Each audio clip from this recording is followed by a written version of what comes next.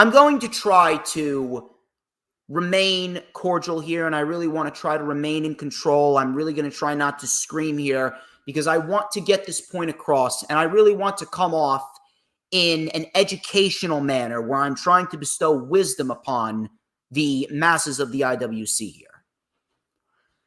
Jey Uso beat Bron Breakker for the Intercontinental Championship last week on Monday Night Raw. Why was this a bad thing? And it was objectively wrong. This was an objectively bad creative decision. Why? I would like to pose a question first and foremost.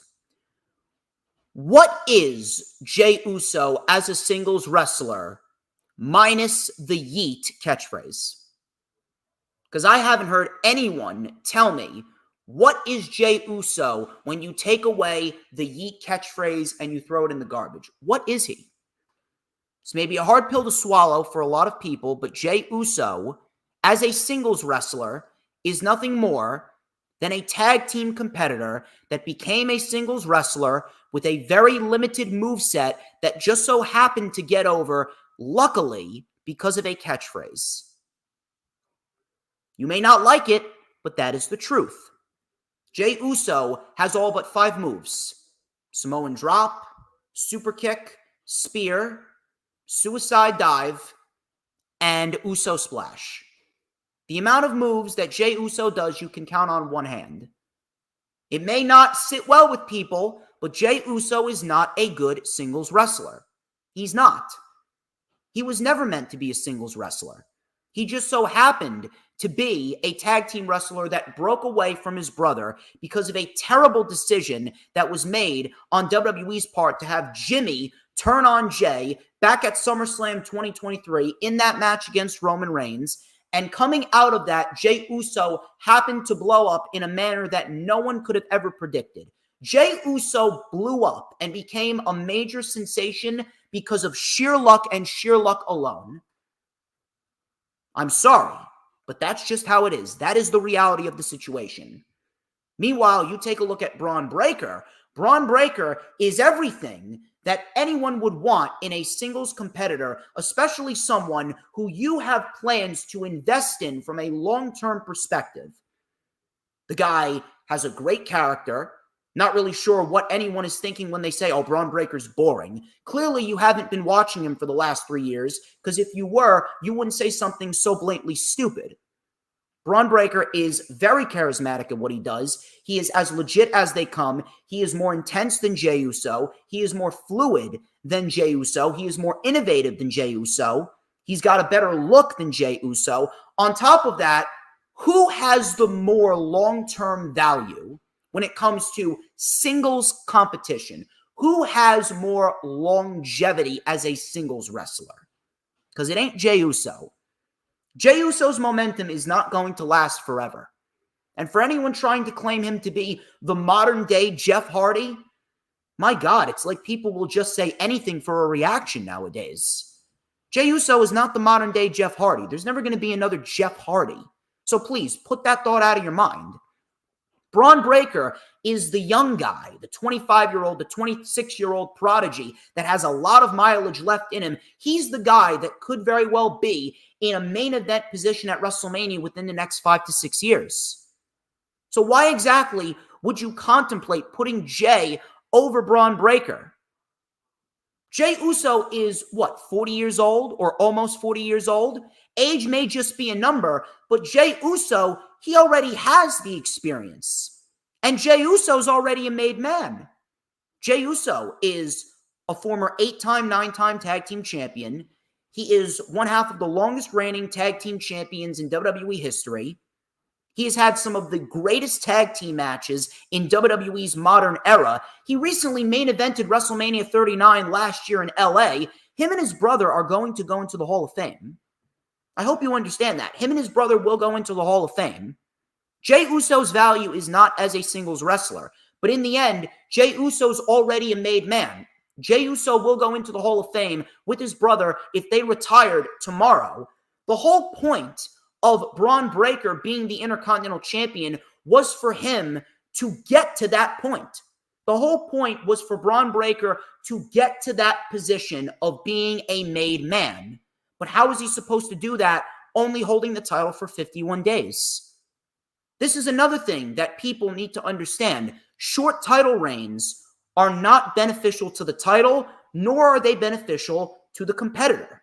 I'm not saying you need to hold the title for 4 years like Roman Reigns, but there's no reason why Bron Breakker should be holding the title for anything less than 150 days. That is a nice sweet spot to develop credibility, showcase what you can do as a champion, and see if you are worth investing as a champion again in the future.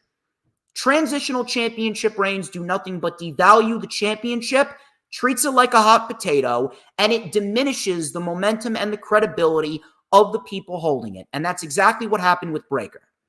He's not buried. Never once said that he was buried, never will. But his momentum has been ruined. Now they need to start from scratch. They need to start from scratch, and they need to rebuild his momentum and credibility up from the ground. And the fact that they're turning him babyface, why are they turning him babyface when there is so much mileage left on him as a heel? Matter of fact, they left so much on the table by having him lose the title to Jey Uso. Look at how many other opponents you could have had Bron Breakker fight. Sheamus, Braun Strowman, Dragon Lee, Rey Mysterio, John Cena. John Cena's beginning his retirement tour next year. How great would it have been to go into the Royal Rumble or to go into the Elimination Chamber before WrestleMania, or hell, even at WrestleMania? How great would it have been to put John Cena against Bron Breakker at one of those 3 pay-per-views going on the road to WrestleMania and having John Cena put over Bron Breakker? You could build the story of John Cena going after the one championship that has eluded him his entire career. Now they may not have a chance to do that. And if Bron Breakker wins the Intercontinental Championship back, I'm going to ask, why did you even take it off him to begin with? Does anyone remember what happened to Bron Breakker at the beginning of 2022? They had him win the NXT Championship over Tommaso Ciampa.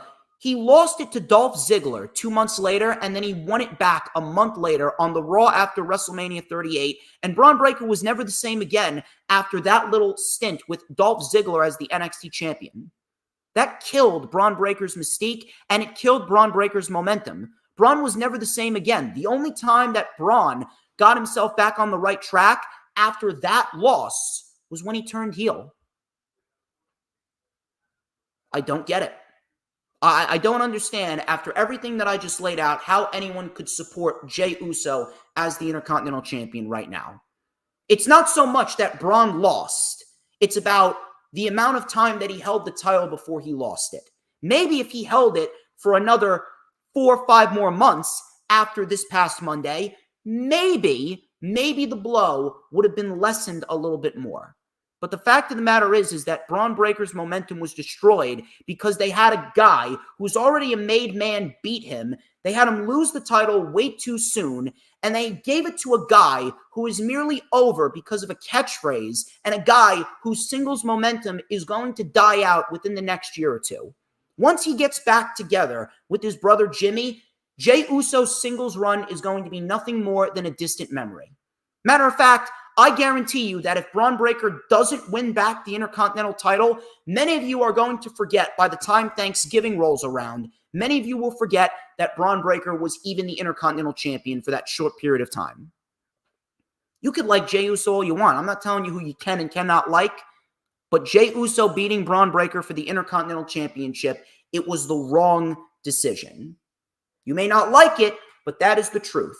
And that's what separates me from everyone else. Everyone else chooses to be blinded by their own fandom. Meanwhile, I choose to think from a factual perspective, and I choose to think in terms of a long-term perspective as to what is going to benefit the company the best 1 year, 2 years, 3 years from now. You want to think that Jey Uso being the Intercontinental Champion right now is a good decision? Go ahead. I don't care, because I know, and I do believe that deep down a lot of other people know, that these individuals that are supporting Jey Uso winning the title over Bron Breakker, they are what I like to call mentally retarded.